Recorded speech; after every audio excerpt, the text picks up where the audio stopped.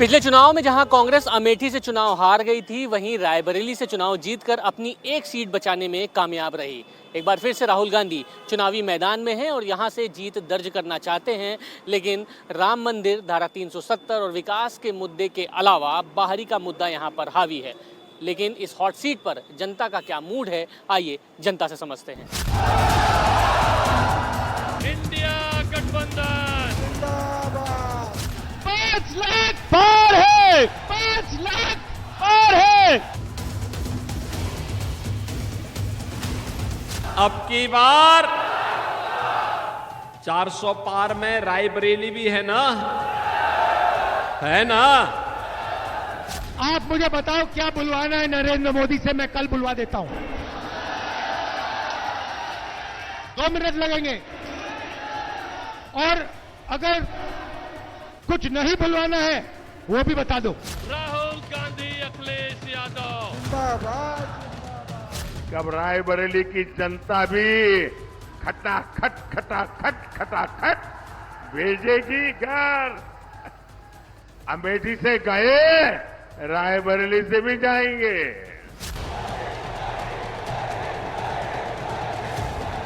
अब जनता इनसे कह रही है कि अब आपको हटा देंगे, फटाफट फटाफट फटाफट। अमेठी से निकलकर वाया वायनाड रायबरेली पहुंचे राहुल की राह कितनी आसान है। खानदानी सीट बचाने के लिए गांधी परिवार को इतना दम क्यों लगाना पड़ रहा है? प्रियंका गांधी की कैंपेनिंग रायबरेली में क्या रिजल्ट देने वाली है? गांधी परिवार की खानदानी सीट रायबरेली पर इस बार मुकाबला राहुल गांधी और बीजेपी के दिनेश प्रताप सिंह के बीच है। 17 बार आसानी से रायबरेली जीत चुकी कांग्रेस ने 18वीं जीत के लिए पूरी ताकत लगा दी है, क्योंकि इस बार सवाल गांधी परिवार की सियासी विरासत का है, राहुल गांधी के पॉलिटिकल फ्यूचर का है। सवाल प्रियंका गांधी के यूपी में तीसरे इम्तिहान का है, परिवार के गढ़ में कांग्रेस के गिरते स्ट्राइक रेट का है। विरासत की बागडोर संभालते हुए वायनाड के अलावा राहुल गांधी रायबरेली से चुनाव लड़ रहे हैं, तो तैयारी पूरी है। आप देखिए जगह जगह पर इस तरीके के पूरे वीडियोग्राफी और इस तरीके के गाने चलाए जा रहे हैं, वीडियो क्लिप्स चलाए जा रहे हैं, जिसमें राहुल गांधी के सारे वीडियो क्लिप्स दिखाए जा रहे हैं। बड़ी बात यह है कि लोगों का ये मानना है कि कहीं ना कहीं राहुल गांधी का एक कनेक्शन यहाँ पर रायबरेली से है, कांग्रेस का पुराना कनेक्शन यहाँ पर रायबरेली से है, और इससे कहीं ना कहीं फ़ायदा राहुल गांधी को जरूर मिल सकता है। लेकिन जब बीजेपी के नेता यहाँ पर ज़मीन पर उतरते हैं तो एक मुद्दा सबसे बड़ा उठाते हैं कि बाहरी हैं राहुल गांधी, जो कहीं ना कहीं यहाँ के लोगों को आत्मसात नहीं कर पा रहे हैं, और यही एक बड़ी वजह है कि बीजेपी कांग्रेस के ऊपर हावी हो जा रही है। लेकिन विकास और काम के मुद्दे पर जब बातचीत हो रही है तो यहाँ पर हर व्यक्ति राहुल गांधी और गांधी परिवार का नाम ले रहा है। नॉर्थ इंडिया में रायबरेली सीट कांग्रेस का बेस कैंप माना जाता है, जिसे बचाने के लिए सबसे ज्यादा मेहनत प्रियंका गांधी कर रही हैं। दिन रात अपने भाई राहुल के लिए कैंपेनिंग कर रही हैं। ये देखो, ये भैया का बटन है, तीसरे नंबर पे पंजा इस पे। जब आप ये बटन दबाएंगी तो टू की आवाज आएगी, उस आवाज को आने दो पूरा। उसके बाद एक पर्चा निकलेगा, पर्चे पे भी पंजा होना चाहिए। कभी कभी लोगों ने कहा है हम दबाते तो बटन पंजा का है, पर्चे पे निकल रहा है फूल। तो पर्चा ध्यान से देखना, उस पे भी पंजा निकलना चाहिए। प्रियंका गांव-गांव जाकर लोगों को गांधी परिवार रायबरेली के पुराने रिश्ते का एहसास दिला रही हैं। बीजेपी नेताओं के भाषण की सियासी सर्जरी कर रही हैं। हमेशा धर्म के आधार पर चर्चा होगी, जाति के आधार पर होगी। जो फिजूल का मुद्दा उठाना है इनको, कभी कह देंगे कि कांग्रेस पार्टी आपकी भैंस चुराने वाली है, कभी कह देंगे कि एक्सरे की मशीन लाकर कांग्रेस पार्टी आपके घरों में घुसेगी और आपके गहने ले जाएगी। प्रधानमंत्री कह रहे हैं। लोगों के बीच जाकर प्रियंका राहुल की गारंटी गिना रही हैं। इस बार हार न मिले, इसके लिए पुरानी हार का जिक्र भी कर रही हैं। देश में केंद्र में हमारी सरकार अगर आएगी तो मेरे किसान भाइयों, आपके कर्ज माफी के लिए एक स्थायी आयोग बनेगा, जिससे जब जब आपको जरूरत पड़े, संकट में है, आप वहां जाकर अपने कर्ज माफ करा सकते हैं। आपके लिए जितने भी खेती के सामान हैं वो सारे जीएसटी मुक्त हो जाएंगे। श्रमिकों के लिए 400 से कम मजदूरी पूरे देश भर में नहीं हो पाएगी, एक कानून बनाएंगे। जो 30 लाख सरकारी पद मोदी जी ने खाली रखे हैं 10 सालों से, उनको भरा जाएगा। जब आपको लगता है कि नेता से कोई गलती हो गई, आपको पसंद नहीं आई बात, तो आपने दुरुस्त करने का काम भी किया।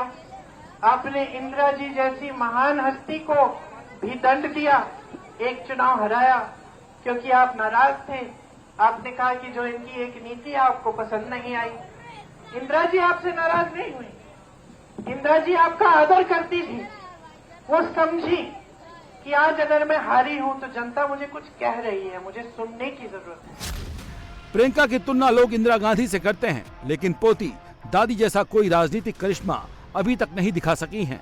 2019 में गांधी परिवार के 2 गढ़ में से एक गढ़ अमेठी गवा चुकी हैं। इसीलिए कांग्रेस का थिंक टैंक कोई रिस्क नहीं लेना चाहता। सोनिया गांधी खुद राहुल का नामांकन दाखिल कराने आई। कोशिश की गई रायबरेली के वोटर को मैसेज देने की। मल्लिकार्जुन खड़गे, केसी वेणुगोपाल, अशोक गहलोत जैसे दिग्गज नेता भी नामांकन में शामिल हुए।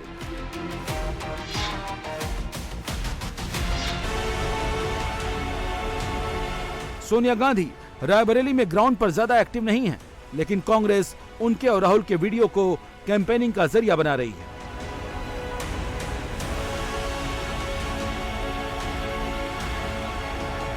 जैसे मेरा माँ के साथ रिश्ता है, बहन के साथ रिश्ता है, वैसे ही वहाँ के लोगों के साथ हमारा रिश्ता है, वही फीलिंग है। खाना भी बहुत अच्छा लगता है मुझे। रायबरेली में जो वो दाल है, वहाँ पे दाल, अरहर की दाल, वो शायद कहीं दुनिया में नहीं मिलती है वैसी दाल। तो मेरे लिए ये दोनों कंस्टिट्यूंसीज एक हैं। अमेठी और रायबरेली ने हमें सब कुछ दिया है। जब भी अमेठी रायबरेली को जरूरत होगी, हम वहां मिलेंगे। राहुल गांधी भी रायबरेली में सैलून जा रहे हैं, दाढ़ी बनवाने का वीडियो शेयर कर रहे हैं। इसके पीछे मकसद लोकल लोगों से रिश्ता कायम करने का है। ये सारी स्टाइल काटते हो आप? जी जी सर जी, आजकल यही सब चल रही है। अच्छा। और यहाँ पे आके कहते हैं मुझे ऐसा चाहिए? हाँ ऐसा है। और आपके बाल कौन काटता है? हमारे जो काम करते हैं साथ। और अपने काम के बारे में बताओ, कितने घंटे करते हो, कितना पैसा बनता है? अभी बन जाता है 400-500 रुपए, सुबह 7 बजे से रात को 8:30 बजे। सचिन पायलट जैसे कई बड़े कांग्रेसी नेताओं ने रायबरेली में डेरा डाला हुआ है। दिन रात सभाएं कर राहुल के फेवर में माहौल तैयार कर रहे हैं। यहाँ पे तो माहौल रिकॉर्ड बनाने का लग रहा है मुझे तो। यहाँ तो सब लोग मन से चाह रहे हैं कि राहुल गांधी जी को इतनी वोट से जिताएं जितना कभी कोई जीता ना हो।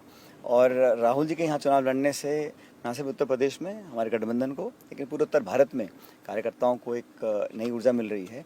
और यहाँ पर तो एक तरफा चुनाव लग रहा है मेरे को। यहाँ पे हर जाति, समाज, व्यक्ति, गाँव, शहर सब मिल के चाहते हैं कि कांग्रेस को जिताएं। और राहुल जी को एक रिश्ता बना हुआ है इस परिवार का 50-60 साल से, यहाँ पे 70 साल से, उस रिश्ते को लोग निभाना चाहते हैं। लेकिन बीजेपी इतनी आसानी से ये सीट देने के मूड में नहीं दिख रही। इस बार पूरी कोशिश है यूपी में कांग्रेस के इकलौते गढ़ को ढहाने की।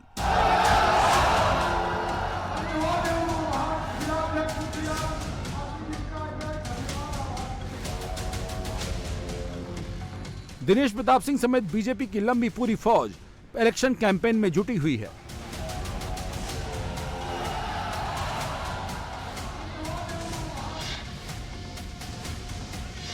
बीजेपी की अग्रेसिव अप्रोच ने कांग्रेस के बड़े नेताओं को रायबरेली में कैंप करने को मजबूर कर दिया है। दिनेश प्रताप सिंह जानते हैं कि इस सीट पर मिली जीत का उनकी पॉलिटिक्स पर कितना इम्पैक्ट होगा, इसलिए वो उन मुद्दों को चुन चुन कर चोट कर रहे हैं जिन्हें अभी तक कांग्रेस अपनी ताकत के तौर पर इस्तेमाल करती रही है। साथ ही लोकल वर्सेज बाहरी पर राहुल को घेर भी रहे हैं।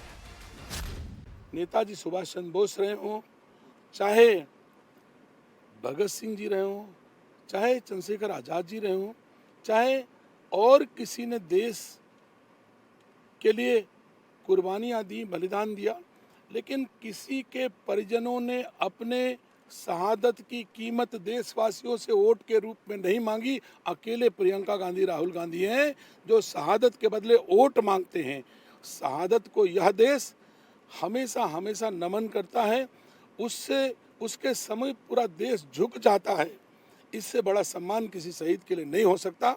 लेकिन जिस समय कटोरा लेकर के प्रियंका गांधी और राहुल गांधी पूरे देश में शहादत के बदले वोट मांगते हैं, निसंदेह ऐसा कोई बेटा, ऐसी कोई बेटी नहीं हो सकती जो अपने बाप की शहादत की कीमत वोट के रूप में मांगे। इस समय महसूस कर रही है कि मुझे अपना बेटा जो रोज सुख दुख में मिल जाता है, शाम को याद करो तो सवेरे मिल जाएगा, सवेरे याद करो तो शाम को मिल जाएगा।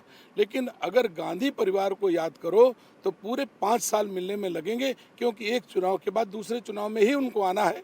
तो सब कोई जानता है कि जो हमेशा मिल जाए उसके साथ रहना चाहिए। प्रियंका गांधी जानती हैं कि सियासत में सेंटिमेंट का क्या रोल होता है, इसीलिए वो जहां भी जा रही हैं पॉलिटिकल लेगेसी का जिक्र जरूर कर रही हैं। पंडित नेहरू से लेकर इंदिरा और राजीव गांधी का नाम जरूर ले रही हैं।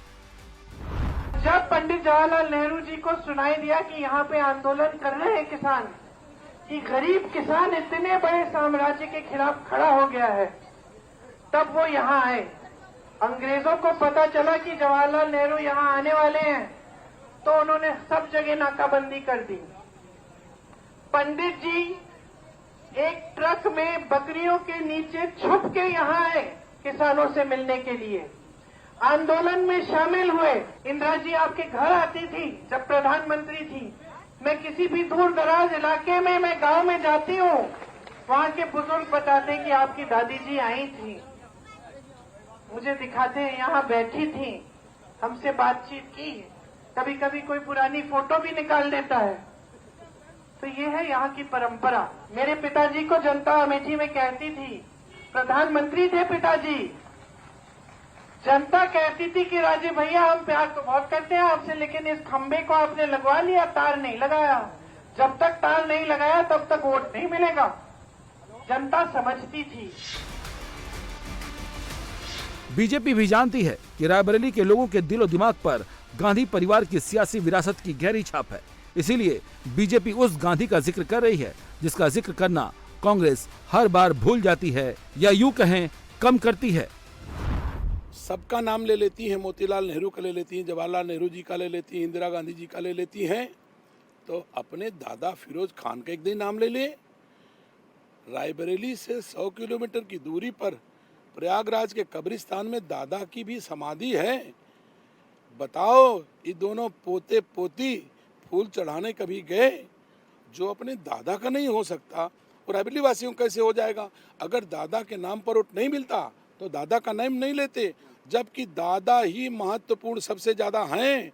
रायबरेली जनपद के पहले सांसद का नाम फिरोज गांधी है, फिरोज खान है। पूरी भारतीय संस्कार संस्कृति में अगर जिससे शादी हो जाती है तो हमारा गोत्र और हमारा सब कुछ उसी के नाम से हो जाता है। तो अगर मान लीजिए प्रियंका गांधी ने वाड्रा से शादी किया तो फिर तो प्रियंका वाड्रा हो गई ना, फिर प्रियंका गांधी कैसे हो गई?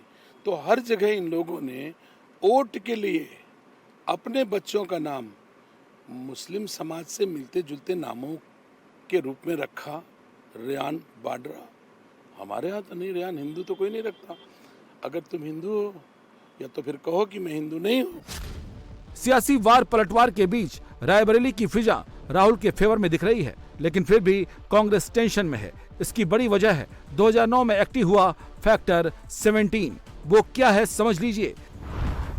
रायबरेली सीट पर 2009 में सोनिया गांधी को 72.23% और बीजेपी को महज 3.82% वोट मिले थे, और यहीं से फैक्टर 17 शुरू हुआ। 2014 के चुनाव में कांग्रेस को 63.8% वोट मिले थे और बीजेपी को 21.05%, यानी 2009 के मुकाबले बीजेपी का वोट 17.23% बढ़ गया। 2019 के चुनाव में सोनिया गांधी को 55.78% वोट मिले और बीजेपी 38.35% पर जा पहुंची, यानी बीजेपी ने 2014 के मुकाबले अपना स्कोर फिर 17.3% बढ़ा लिया। लेकिन खास बात यह है कि 2019 में कांग्रेस और बीजेपी के बीच फासला भी 17.43% वोट का है, जिसे बीजेपी को पार करना है। यानी बीजेपी ने 17% की छलांग लगा दी तो परिणाम अमेठी जैसे भी हो सकते हैं। राहुल गांधी चुनाव मैदान में, इससे पहले सोनिया गांधी जी थी, बीजेपी से भी यहाँ पर कद्दावर का पीढ़ी यहाँ पर चल रही है, तो ये क्या विरासत आगे चलेगी, आपको लग रहा है? चलेगी, कैसे? क्योंकि रायबरेली उन्हीं की देन है। आज जो भी कुछ है कांग्रेस ही देन है, गांधी परिवार के ही देन है। रायबरेली भारत से तो अलग नहीं है। नहीं, मगर है, उनका गढ़ है, उन्होंने किया। प्रधानमंत्री मोदी जी कहते हैं कि जो विकास उन्होंने किया है, जो कामकाज उन्होंने किया, जो लोगों को देन दिया है, हमको तो विकास नहीं दिख रहा कहीं से। क्योंकि अब दिनेश प्रताप सिंह यहाँ पर हैं मैदान में, वो कह रहे हैं कि राहुल गांधी बाहरी हैं, यहाँ पे अगर कोई किसी के घर में बहू बेटी होंगी, महिलाओं की शादी होंगी, उस चौखट पे आके उनका सांसद ना बैठे तो किस काम का। तो क्या ये चीज़ें जनता में अपील कर रही हैं? आप लोग सोचते हैं कि भाई हमारा सांसद तो हमारे घर पे आए, राहुल गांधी से अप्रोच ही नहीं हो पाएगी? नहीं, ऐसा कुछ नहीं है। दिनेश सिंह भी कहीं जाते हैं क्या? ना कोई विकास हुआ अभी तक। 2 पंचवर्षीय में कोई विकास नहीं हुआ। अभी हम जाते हैं हर संडे को लालगंज में इतना जाम लगता है, रेलवे क्रॉसिंग पे घंटों इंतजार करना पड़ता है। अगर कोई पेशेंट एम्बुलेंस में फंस जाए तो उसकी जान वहीं निकल जाएगी। वहाँ पे कांग्रेस के ज़माने में एक ओवरब्रिज बाईपास बना था, वो आज भी टूटा पड़ा हुआ है। 5 सालों में डबल इंजन की सरकार है, उस पर कोई भी ध्यान नहीं दिया गया। राहुल गांधी तो वायनाड से चुनाव लड़े, अमेठी से लड़े, फिर वायनाड चले गए, अब रायबरेली आ रहे हैं, तो ये बार बार सीट बदल रहे हैं और आप लोग कह रहे हैं कि गांधी परिवार की ही सीट है ये। नहीं, वायनाड में लड़े हैं, वो जीतेंगे भी वहाँ से, लेकिन वो सीट पे यहीं पे बने रहेंगे। अच्छा। रायबरेली से। क्या कनेक्शन है ऐसा भाई उनकी पुश्तैनी सीट है, यहीं से बने रहेंगे। पुश्तैनी सीट के अनुसार क्या कामकाज हुआ है इस सरकार में? देखिए, अभी 10 साल से जो भी गवर्नमेंट है बीजेपी की ही चल रही है, तो बाकी कांग्रेस की देन भाई, अब कांग्रेस के टाइम ये इंदिरा गार्डन जहाँ खड़े हैं वहीं की है, ठीक है। बाकी बीजेपी में तो मुझे कोई ऐसा काम दिखा नहीं।